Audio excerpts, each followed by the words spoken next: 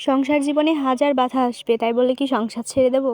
তো আসসালামু আলাইকুম গাইস, আশা করি সকলে ভালো আছেন। আল্লাহর রহমতে আমিও অনেক ভালো আছি। নতুন একটি ব্লগ নিয়ে আপনাদের সাথে চলে আসলাম। তো যেটা বলছিলাম, আসলে সংসার জীবনে মেয়েদের কিন্তু অনেক বাধা বিপত্তি সহ্য করতে হয়। তারপরে কিন্তু সুখের দেখা মেলে। আসলে এটাই ঠিক, সব কিছু তো সহজে মেলে না। তো মেয়েদের জীবনে এমন, বাবার বাড়ির রাজকন্যাও কিন্তু শ্বশুর বাড়িতে এসে সবার খেয়াল রাখে।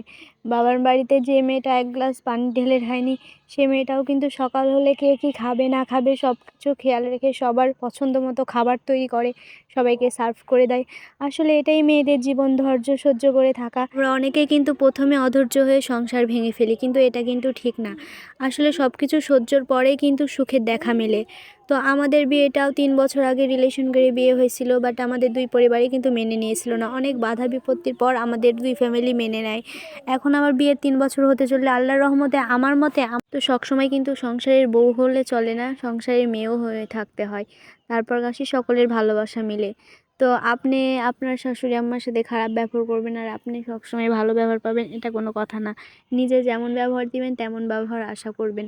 আসলে আপনি চারিদিকে সুন্দরভাবে ভেবে দেখেন, চারিদিকটাও আপনাকে সুন্দরভাবে মেনে নেবে। মেয়েদের জীবনে এটাই, এক পরিবারে বড় হয়ে ছোট থেকে আরেক পরিবারে জীবন শেষ করা।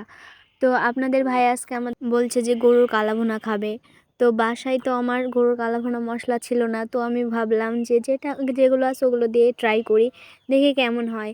তো আমি কালাভুনা করার জানি, দেখেছি নেটে দেখেছি, কিন্তু অতটাও পারবো কি না আমি জানি না। আমার সংসারে যতটুকু মশলাপাতি ছিল আমি সেগুলো দিয়ে রান্না করেছি।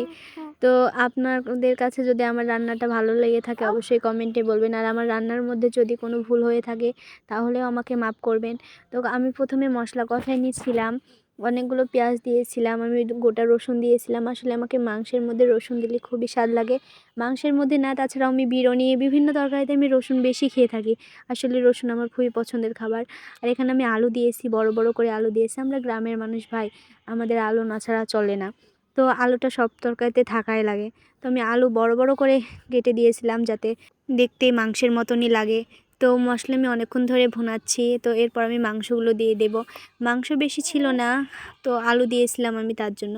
আমাদের বাসায়ও 5টা মানুষ, এইতে আমাদের হয়ে যাবে। আরও অন্য সবজি রান্না করি। তো মাংসের সাথে আমরা অন্য না রান্না করলে হয় না, কারণ আমার শাশুড়ি আম্মা অতটা মাছ মাংস খেতে পছন্দ করেন না, আর আমিও তেমন অত মাছ মাংস খাই না। আমাদের দুজনার জন্য আলাদা রান্না করতে হয়, তার জন্য আমি মাংস অল্প করে রান্না করছিলাম। আমি আর আমার শাশুড়ি আম্মা প্রায় একই। সংসারের মাছ মাংস যতই রান্না করুক না কেন আমরা সেরকমভাবে খাই না। আগে ওদের খাওয়া হবে, তারপর মানে এটা না যে খেতে পারবো না, ঠিকই ভাগে থাকে, কিন্তু আমরাই খাই না, যে ইচ্ছাই করে না খেতে। অন্য তরকারি রান্না করি, অন্য তরকারি খাই, মাছ মাংস তেমন ইচ্ছাই করে না খেতে।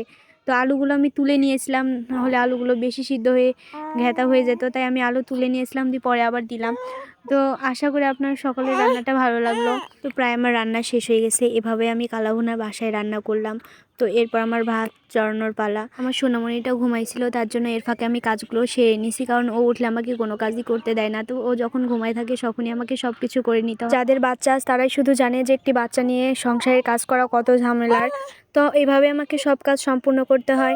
আশা করি আজকের ব্লগটা সবার কাছে ভালো লাগলো, আর আমার যদি কোনো ভুল হয়ে থাকে তাহলে অবশ্যই আমাকে মাফ করে দিবেন। আমার কমেন্টে অবশ্যই জানাবেন যে ভিডিওটি কেমন ছিল। আল্লাহ হাফেজ সবাইকে, পরবর্তী ভিডিও থেকে আবার দেখা হবে। আল্লাহ হাফেজ সবাইকে।